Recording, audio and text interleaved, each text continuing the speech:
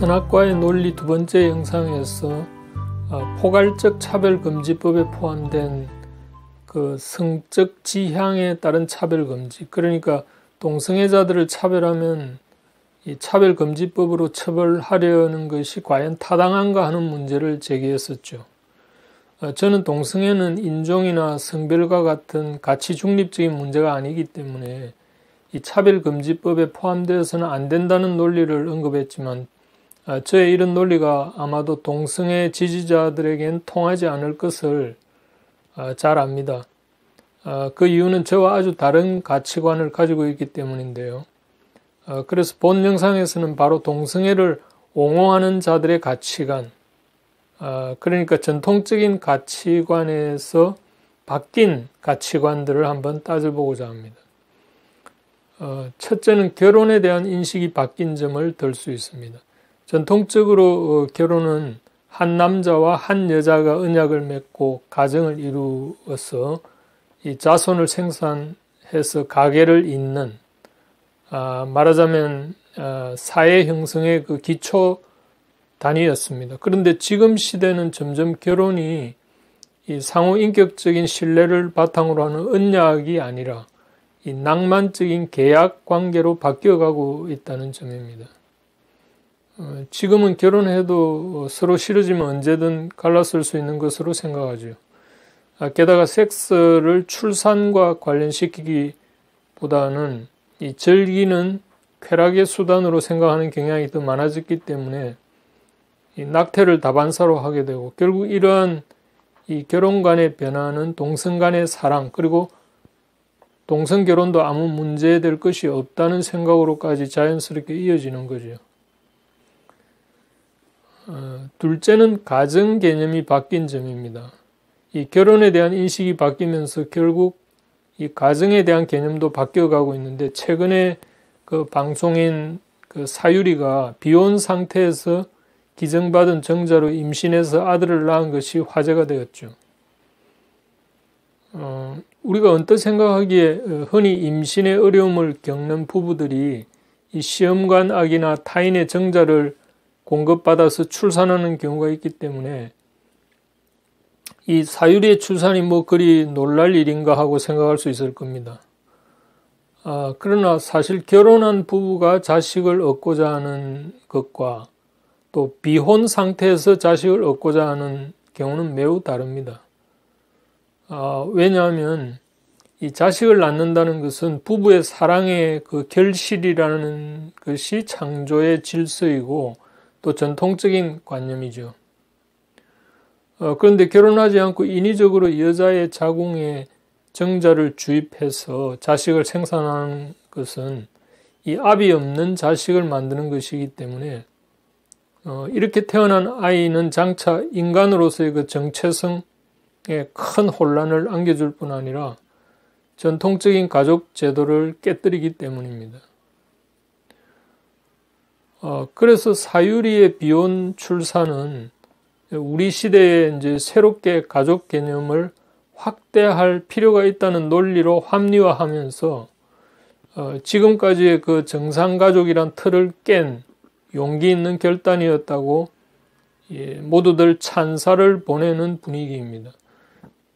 이 말하자면 전통적으로 가정 개념은 결혼을 통한 부부관계 속에서만 성립한 것인데, 지금은 비혼 상태에서도 얼마든지 자녀를 생산하고 가정을 꾸릴 수 있다는 것으로 가정 개념이 바뀐 것이니까 결국 혼인 없는 가정도 가능하고 또 동성 간의 결혼도 얼마든지 가정이 될 수 있다는 생각으로 확장되는 거죠. 그리고 셋째는 인간에 대한 생각이 바뀌어가고 있다는 점입니다. 이 전통적으로 인간은 생물학적으로 남녀로 구분되지만 지금은 이 사회학적인 성, 그러니까 젠더라는 말을 사용합니다. 이게 무슨 말이냐 하면 이 무신론적 진화론자들은 생물학적인 몸은 우연적인 것이기 때문에 이 몸뚱아리 자체는 어떤 본질적인 의미가 없다고 보는 겁니다. 그러니까 물질적인 것은 얼마든지 변경시킬 수 있다는 생각을 하는 거죠. 이 말하자면 몸이 자신의 정체성을 결정하는 요인이 못 되고 이 자신의 감정이나 내면에서 느끼는 것이 더 중요하다는 생각을 하는 거죠. 그래서 과거에는 성별이 남자와 여자라는 단 한 가지 구분만이 존재했지만 지금은 수십 가지 성별을 만들어내고 있습니다. 뿐만 아니라 이 각자가 자신이 느끼는 대로 성별을 결정할 수 있도록 하고 있습니다. 지금 캐나다에서는 그 초등학교 학적부에 성별란을 이 남녀라는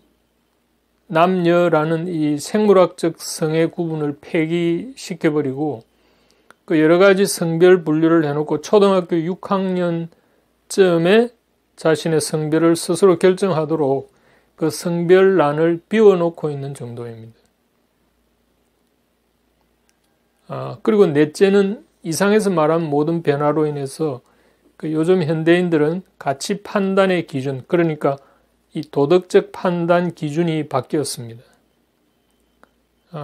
그러니까 현대인들은 이 매우 감성적이고 피상적인 그 도덕적 직관을 발동합니다. 이를테면 이 동성애를 바라보는 시각에서는 어떤 도덕적 직관을 사용하는가 하면 이 가장 먼저 판단하는 문제가 다른 사람에게 직접적으로 해를 끼치는가 아닌가 하는 겁니다. 그러니까 길거리에서 서로 사랑을 표현하는 동성애 커플이 결혼한다고 할 때 그런 경우 과연 내게 어떤 불이익이 발생할까 라고 생각하는 거죠. 그 다음으로는 이 동성결혼을 금지하는 건 누가 봐도 자유를 보장하는 게 아니라 억압하는 것이라고 판단을 합니다. 누구라도 자신이 원하는 사람을 사랑하고 또 원하는 방식으로 사랑을 표현할 권리가 있다고 생각하면 이 동성결혼에 반대하는 것은 매우 불공평해 보이는 거죠. 어떤 커플은 자유롭게 결혼할 수 있는데 어떤 커플은 그렇지 않다면 그건 공정하지 않다. 이렇게 생각하는 거죠. 그래서 한때 동성결혼에 반대했던 많은 사람들조차 최근 몇 년 사이에 그 생각을 점차 바꾸어가고 있고 심지어 기독교인들 가운데도 동성결혼을 지지하는 사람들이 나오는 그런 세태가 된 거죠. 다섯째는 이 종합적으로 이런 변화들의 근본에는 진리에 대한 기준이 변했다는 겁니다. 전통적으로 진리는 이 사실과 현실에 기반한 객관적인 것인데 지금은 모든 사람들이 각자 느끼는 대로 자신만의 주관적인 진리를 만들어내는 시대가 된 겁니다. 2018년 그 골든 글로브 시상식에서 그 오프라 윈프리가 했던 유명한 말이 있습니다. 제가 이전 영상에서도 잠깐 이 오프라 윈프리의 말을 언급한 적이 있는데 무슨 말이냐 하면 그녀가 이렇게 말을 했죠. 당신만의 진실을 소리 높여 말하는 것은 우리 모두가 가진 가장 강력한 수단입니다. 라는 말이죠. 이것은 그저 단순히 청중이나 시청자들을 격려하는 말처럼 보이지만 사실은 우리 각자는 모두 하나님과 같은 신적인 존재다라고 하는 종교적 메시지이기도 합니다. 말하자면 이것은 우리 인간이 스스로 진리를, 그러니까 선악을 결정할 수 있다는 이 포스트 모던 시대의 풍조를 극명하게 보여주는 하나의 예가 될 겁니다. 그러나 정작 문제는 당신만의 진실이나 또 나만의 진실이라는 것은 실제적으로 존재하지 않는다는 사실입니다. 오직 진실은 하나의 진실, 곧 모든 사람에게 진실이 되는 the truth, 대문자로 우리가 쓸 수 있는 그런 the truth가 있을 뿐이니까요. 생각해 보십시오. 인류는 남성, 여성이라는 객관적인 생물학적인 성 외에 중성이나 양성 혹은 간성, 또 심지어 어느 성에도 속하지 않는다고 느끼는 무성 등에 이르기까지 이 주관적이고 심리학적 성을 버젓이 공식적으로 사용하려고 하지만 정작 이것은 사실에 근거한 것이 아니기 때문에 이 궁극적으로는 인간성을 파괴하고 훼손하는 쪽으로 작용할 가능성이 큽니다.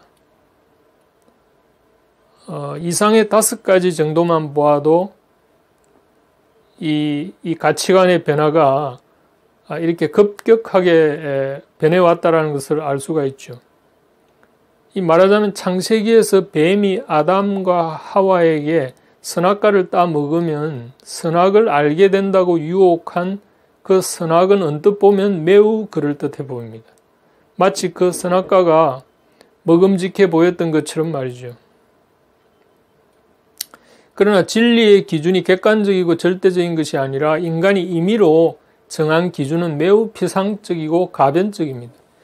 이런 인간의 선악 기준은 순간적으로 어떤 재미나 의미를 안겨줄지는 모르지만 궁극적으로 인간을 불행하게 만들 것입니다. 왜냐하면 하나님은 인간을 창조하실 때 그 목적에 맞게 질서 있게 창조하셨기 때문에 그 질서가 깨뜨려지면 목적을 상실한 그러니까 마치 표로하는 배와 같은 존재가 되기 때문에 필연적으로 인류는 훼손되고 파괴될 수밖에 없는 겁니다. 이 다음 영상에서는 바로 이런 변화된 가치관이 어떤 점에서 인간에게 불행을 안겨주는지 한번 생각해 보겠습니다.